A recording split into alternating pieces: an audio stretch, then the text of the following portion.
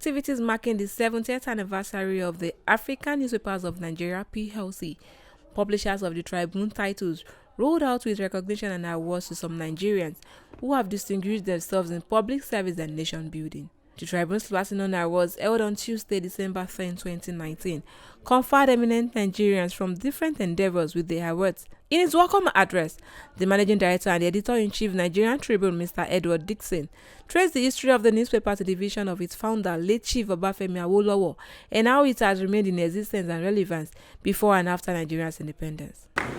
Tribune is 70 years, but you permit me to also say at this historical location that yes, Tribune is 70, you count from 1 to 70. But what makes Tribune different today, ladies and gentlemen, is the fact that seated here today are Nigerians indeed. Nigerians are here seated, cutting across divides, cutting across religious divides. But despite our diversity, today we are all seated as one indivisible family here today. And Tribune has made that to happen. And that brings me to saying, ladies and gentlemen, that the entity called the Nigerian Tribune is a national institution. It is a national institution not because of the founder alone. Of course, it qualifies by any jot of imagination to be a nationalist and a patriot indeed. There's not any day that passes that we don't talk of Chief Obafemi Awolowo. But beyond that, Baba was also able to sow the seed that has stood the test of time. Tribune predates this country's independence, and that is very, very crucial. It predates the country's independence and it qualifies to be a national institution. So here seated today is an entity that has been able to bring all Nigerians together as one. And I'm sure that quite a number of us here today will remember today for our lifetime.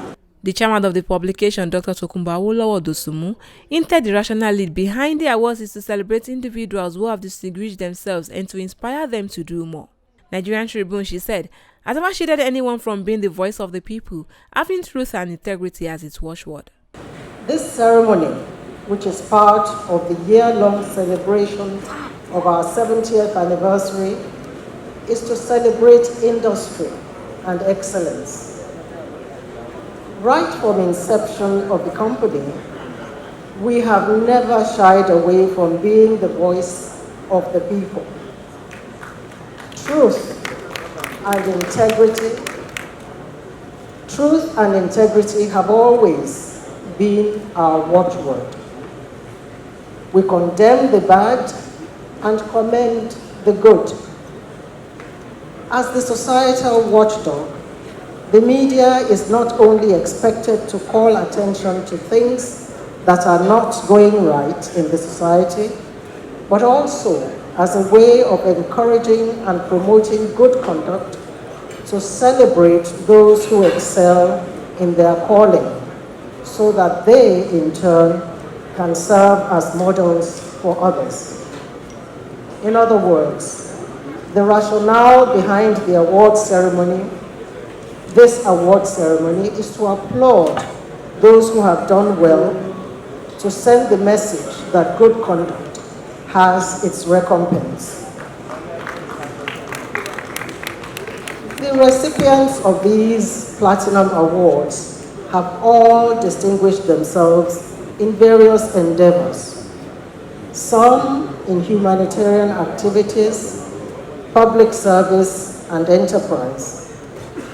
Others have gone out of their way, sometimes in defiance of prevailing norms, to support us in those times when we appeared literally to be in the wilderness. It is our firm belief that this recognition will spur them all to greater service to humanity. Among recipients of the awards was the wife of Ondo State Governor Mrs. Betty Akeredolu, honored for her unprecedented humanitarian disposition and concern for family and societal development through her numerous initiatives. Arabiri Akeredolu, who was the only female among the recipients of the Platinum Awards, was one of the few Nigerians who has been at the forefront of the empowerment of women, children, and untiring pursuit of humanity's well-being. Other recipients of the awards include Governor of the Central Bank of Nigeria, Mr. Godwin Emefiele, Governors of Benue State, Samuel Othom, Oyo, Seyi Makinde, Delta Ifeanyi Okowa, and Sokoto Aminu Tambuwa, and the Senators Goodwill Akpabio, Ibikunle Amosun, Abiola Jimobi. Also honored were the Chief Executive Officer of Glo Network, Dr. Mike Adenuga Jr., Sir Keshintin Adebutu, Chief Executive of Inosun Motors, Innocent Ifedia Sochukuma, and Imam Abubakar Abdullah, who rescued irrespective of religion affiliation during the Atman invasion in Bakin Ladi area of Plateau State. In a response to the award, Akeredolu expressed her appreciation to the organization for the recognition. She hinted that whatever has become today was a result of the training she received from her father, who raised her as a child and not especially as a female. Tribune, for this great honor done to me. I must confess that I was surprised when the nomination came.